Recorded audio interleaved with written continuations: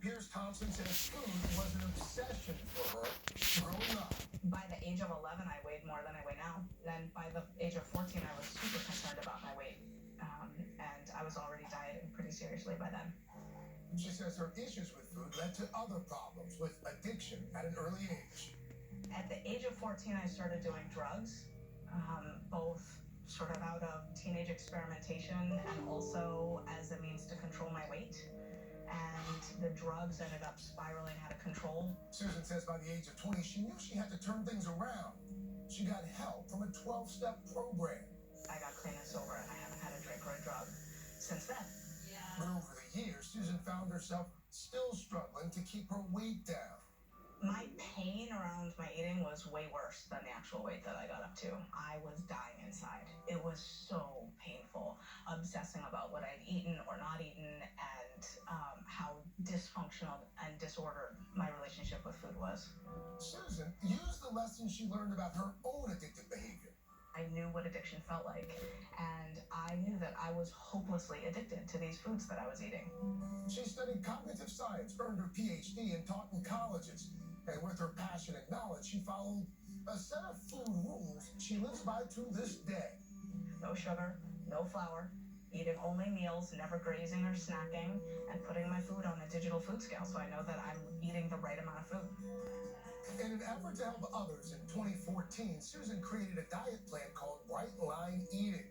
She runs a website and has written 2 best-selling books. Dr. Cornelia said, A wife and mother of 3, Susan now spends her days spreading her message, which has given her a strong sense of purpose. this is a mission unlike any I've ever experienced. I am clear this is why I'm supposed to be here on Earth, is to do this now and help people in this way. Well, Susan Pierce Thompson joins us this morning. She's the author of the official Brightline Eating Cookbook. Good morning to you. And it's about so much more than eating. So, happily married, 3 kids, best-selling author. And 25 years ago, you weren't just a food addict. At one point, you were a drug addict as well. I was. Is there a point that you can recall that was just the lowest of the low where you thought it gets no worse than this? Oh, yeah. August 9th, 1994, I was sitting in a crack house with a shaved head and a blonde wig on my head, and I was hopelessly addicted to crack cocaine, and my universe cracked open, and a voice said, if you don't get out of here right now, this is all you're ever going to be. And I grabbed my jacket and I walked out the door, and I haven't had a drink or a drug since that day. That was it. Wow. That was it, 25 years ago. Talk about those steps of recovery, because then ultimately, did you replace then that addiction with food? Oh, yeah. I got that so fast. And I knew that would happen. At first, I didn't care because I was just grateful to be out of the hell that I was in. And then I cared. Wow. I cared a lot. And so what was the first step to recovery? From food? From food. From food. I tried and tried and tried and tried. And I think that's where my experience ultimately led me to adopt the 4 bright lines is I tried everything without them, right? Well, what if I just give up sugar but not flour? What if I give up white flour but not brown flour? What if I give up sugar but not artificial sweeteners? And I tried. You sound like a lot of us. Yeah, exactly. Sure. Right? And ultimately, I just learned it's easier to not do any of it. No, Shane, of the things you mentioned, I find that people who can give up sugar, that's a hard sacrifice. How do you do it? What's your typical day look like in terms of your meals? Oh, oatmeal and nuts and blueberries for breakfast, and hummus and veggies and olives and an apple for lunch, and big salad chicken or grilled vegetables or something for dinner. Not that bad, actually. You're married and you've got 3 kids. Yeah. Do they all follow the same dietary They do rules? not.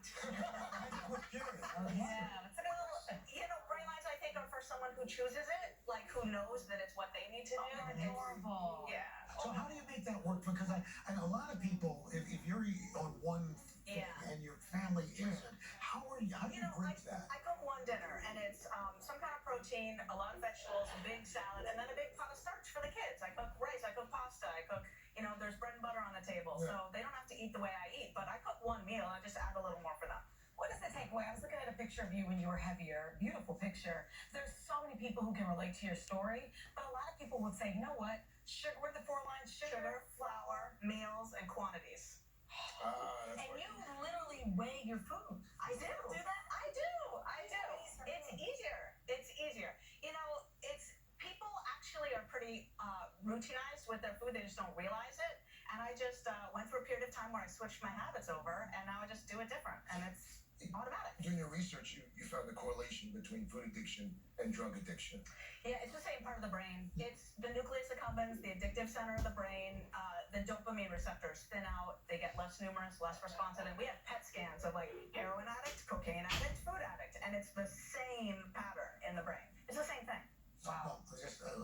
I just think it's remarkable what you've done and giving a lot of hope to a lot of folks out there. Absolutely. So nice to meet you. Thank you for Thank you, being thank you. Yeah. Susan, thank you. And your husband's over there as well. Roka pointed out that he bears a striking resemblance to Bruce Willis.